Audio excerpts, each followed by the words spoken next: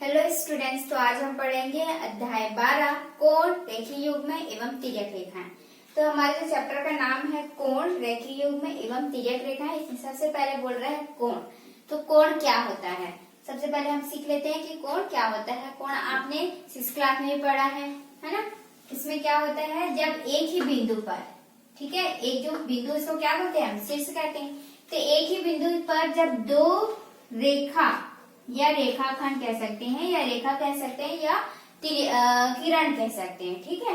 तो जब एक ही बिंदु पर कोई रेखा या किरण झुकती है, ठीक है, ये जो पॉइंट है उस पे दो रेखाएं जो है वो झुक रही है, एक दूसरे पर झुक रही है कि नहीं। तो उनके जो झुकाव है, ये जो झुकाव है उसको हम क्या कहते हैं, कोण, ठीक है। कोई भी ले सकते हैं इस तरह से, इस तरह से।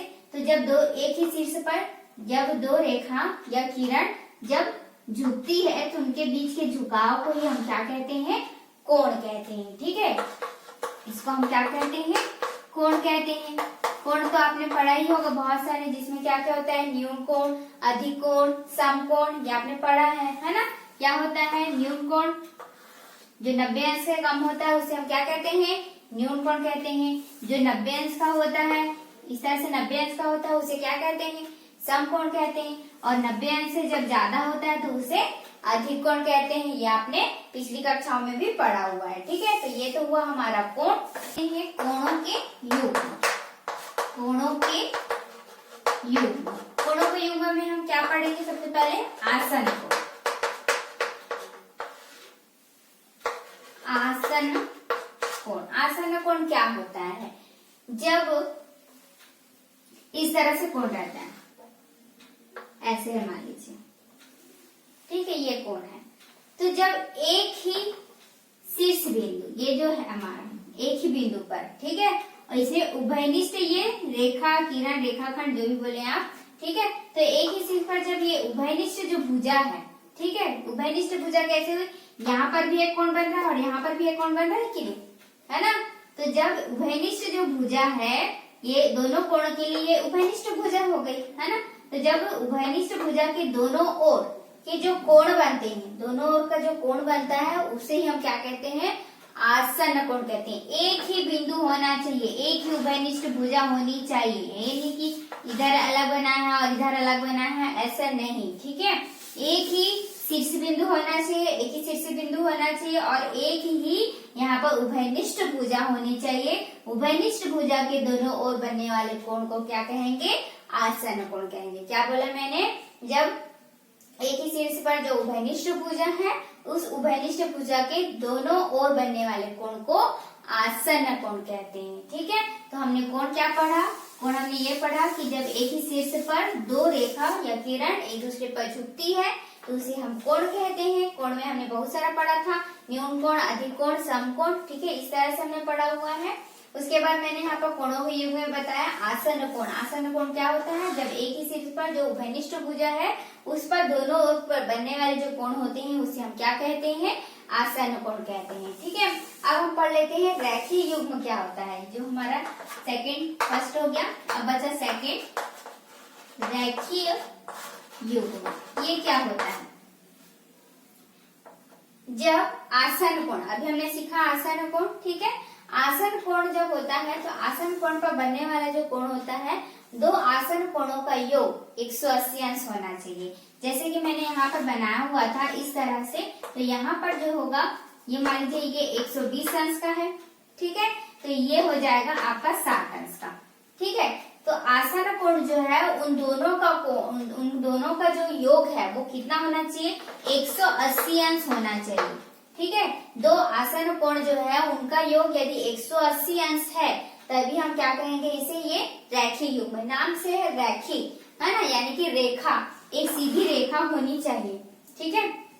और युग्म यानी क्या होता है, जोड़ा, है ना। युग्म यानी क्या होता है, जोड़ा। तो कितना जोड़ा होता है, जोड़ा बोलने से क्या होता है, दो लोग, दो इंसान होने चाहिए, दो जो भी दिया हुआ, तो यहाँ पर भी देखो ये एक है, ये दो है, तो दोनों का योग कितना होना चाहिए, 180 अंश होना चाहिए, तभी एक सरल रेखा होगी। आपने पिछली कक्षा में पढ़ा होगा ठीक है। सरल रेखा पर कितने अंश का कोण बनता है? 180 अंश का।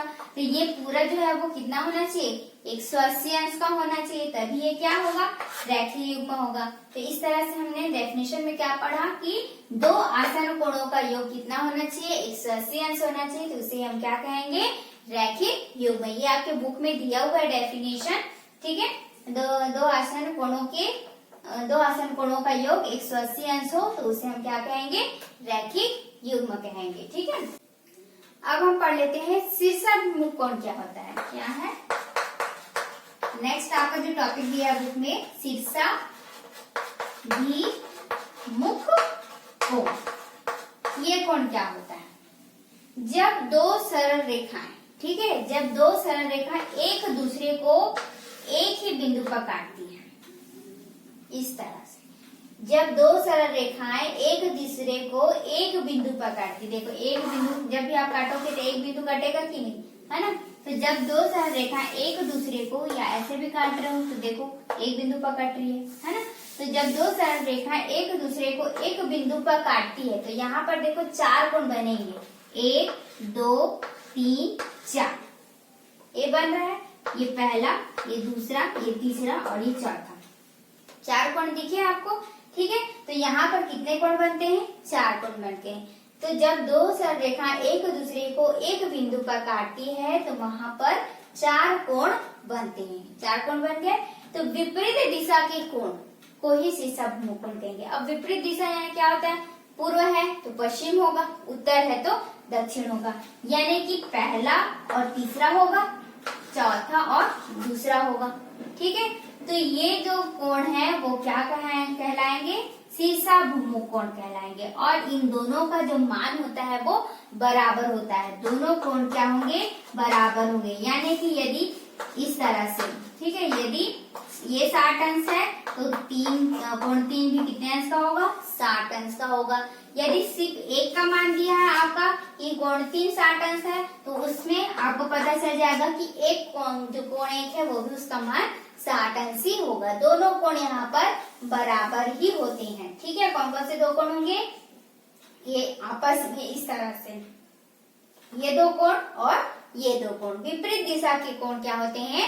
शीर्षाभिमुख कोण कहलाते हैं। और ये दोनों क्या होते हैं? बराबर होते हैं, ठीक। हमने क्या पढ़ा शीर्षाभिमुख कोण में कि यहाँ पर जब एक ही बिंदु पर दो सरल रेखाएं एक दूसरे को काटती है तो कटान बिंदु के चारों तरफ 4 कोण बनते हैं। कटान बिंदु ये जो है कटान बिंदु, उसके चारों तरफ 4 कोण बनते हैं। तो जब विपरीत दिशा के कोण जो क्या कहलाते हैं? शीर्षाभिमुख कोण कहलाते हैं। और इनके जो कोण होते हैं वो क्या होते हैं?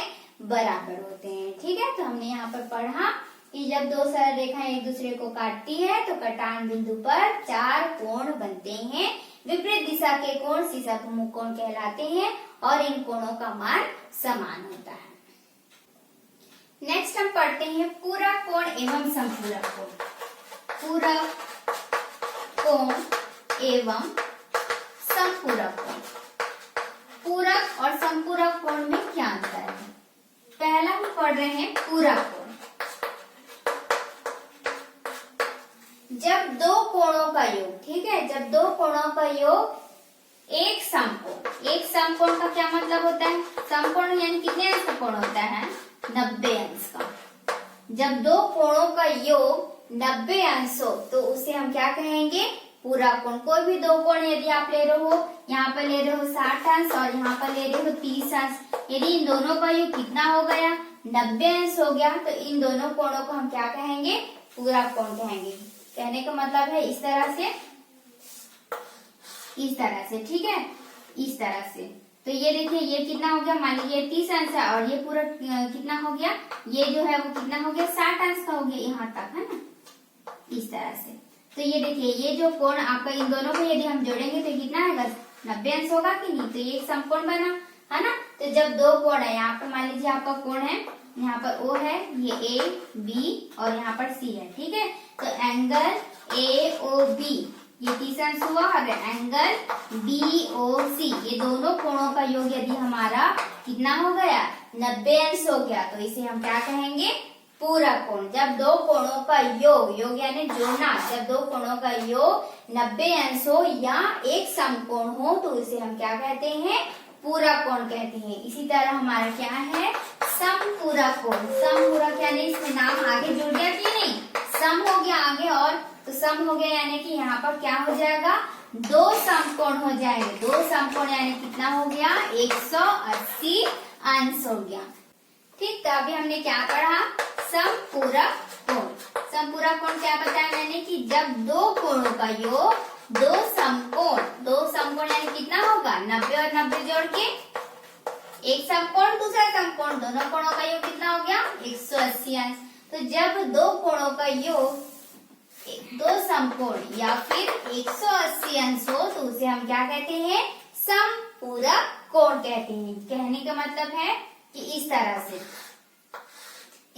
से यदि ये 60 अंश है और ये 120 अंश, यहाँ पर 120 अंश है, तो जब दो कोण, ये पहला कोण और ये दूसरा कोण, जब दो कोणों का योग हमने क्या बताया कि दो समकोण या फिर 180 अंश, इन दोनों को यदि हम जोड़ते हैं तो पूरा 180 अंश होगा कि नहीं, तो ये दोनों कोण क्या कहलाएंगे, समपूरक कोण कहलाएंगे। ठीक है, तो पूरक कोण हमने क्या पढ़ा कि जब दो कोणों का योग एक समकोण या फिर 90 अंश का होगा तो उसे हम पूरक कोण कहेंगे।